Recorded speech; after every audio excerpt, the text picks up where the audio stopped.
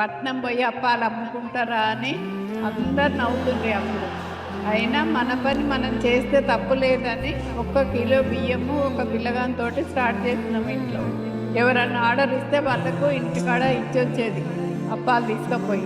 హిమాయత్ నగర్లో సత్య కిడ్నీ సెంటర్లో ఇక్కడ వజ్రమ్మ హాల్ ఉండే, అక్కడ 10 మంది ఆర్డర్ ఇస్తే అందరికి తీసుకుపోయి అక్కడ ఇచ్చేది. ఫస్ట్ బోర్డు లేదు, ఏం లేదు.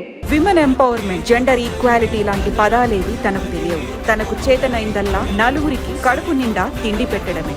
అదే తన లైఫ్ ని మార్చేసింది. ఎవరెన్ని సూటిపోటి మాటలన్నా చిన్న చూపు చూసిన అప్పాల బిజినెస్ ని ప్రారంభించారు సావిత్రమ్మ. సకినాల సావిత్రమ్మ అప్పాలు చేస్తూ కోటలో బిజినెస్ చేస్తుంది.